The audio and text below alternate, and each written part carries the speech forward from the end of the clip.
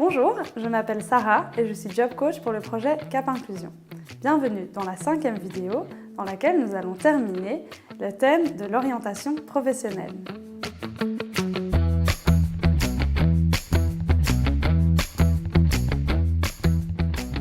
Cette vidéo prolonge la vidéo 4 et vous apprendra à définir plus précisément votre projet professionnel.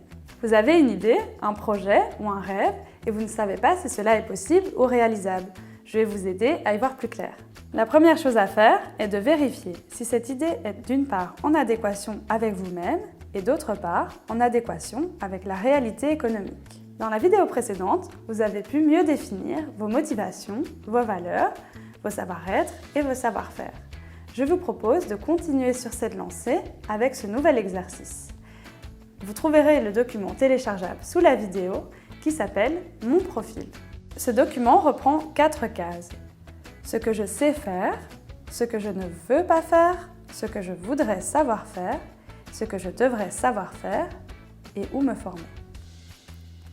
Je vous invite à remplir chaque case en gardant en tête le secteur d'activité que vous avez identifié. Il est possible que vous hésitiez encore.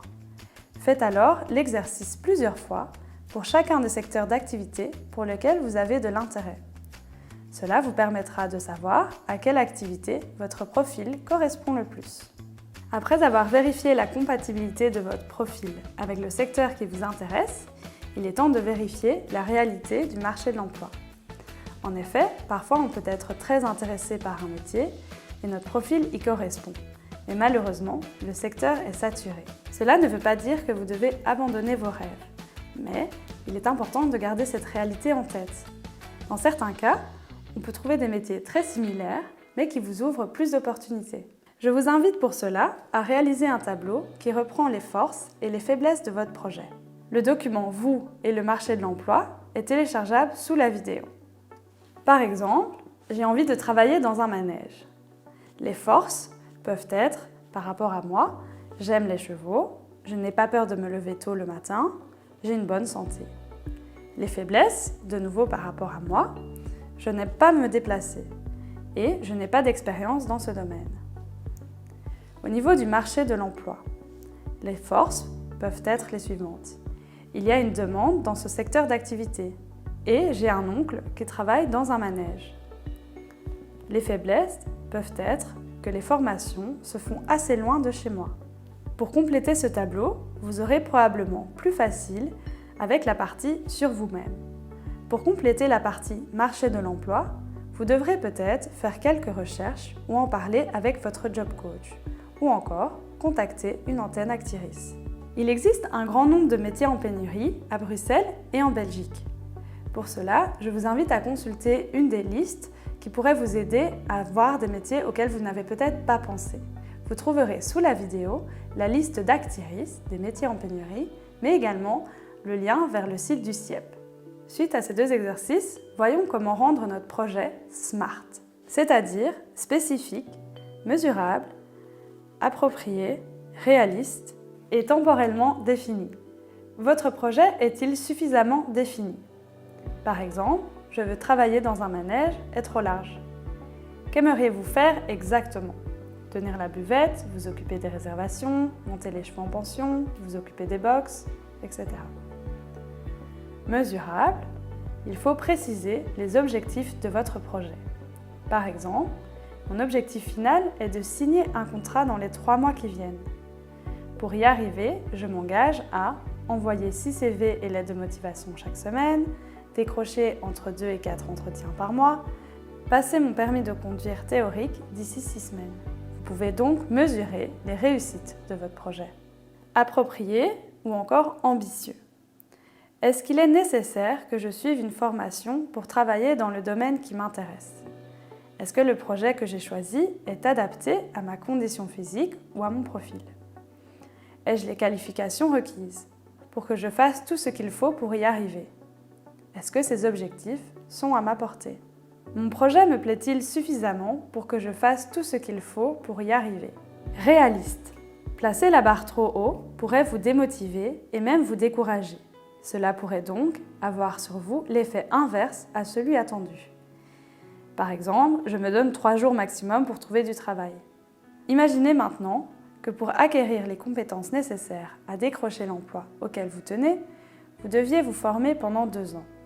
Est-ce que je suis en mesure de m'engager dans cette formation? Prévoir tous les jours 1 heure de déplacement matin et soir pendant 2 ans, vais-je tenir le coup? Temporellement défini.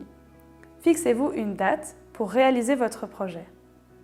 Même si vous devez la modifier au fil des étapes intermédiaires, il est indispensable de définir une première date à laquelle vous vous projetez mentalement dans la situation souhaitée, sans quoi vous risquez de traîner dans la réalisation de vos projets. Par exemple, pour quand est-ce que je planifie de terminer mon CV? Quand est-ce que je prévois de commencer mes entretiens d'embauche? Ce point-là sera également abordé dans notre prochaine vidéo sur la gestion du temps. Après avoir interrogé votre projet professionnel par la méthode SMART, il est temps de faire le bilan de tout ce que vous avez appris sur vous-même et sur votre projet avant de passer à l'étape suivante. Pour cela, je vous propose 2 exercices de synthèse. Le premier document que vous trouverez sous la vidéo s'intitule « Les bulles de mon projet professionnel ». Cet exercice vous permettra de disposer d'un schéma très visuel qui regroupe à la fois la réalité du marché de l'emploi, relative à votre projet, vos motivations et vos compétences. Le marché de l'emploi. Y a-t-il de la demande dans mon métier? À quoi ressemblera mon métier dans 3 ou 5 ans? Quels sont les métiers en pénurie et pourquoi sont-ils en pénurie? Au niveau de mes compétences, mes études, formations et qualifications, mes expériences professionnelles, mes expériences de vie, mes savoir-faire et mes savoir-être. Enfin, mes motivations, ma personnalité, mes valeurs professionnelles, le sens du travail, que signifie le travail pour moi. Le projet idéal se situe donc à l'intersection des 3 bulles, c'est-à-dire que ce projet vous motive et correspond à votre profil, que le marché de l'emploi est ouvert et que vous disposiez des compétences requises pour ce travail, donc pour réaliser votre projet. Le dernier exercice que je vous propose pour synthétiser cette étape s'intitule « Mon portrait professionnel ».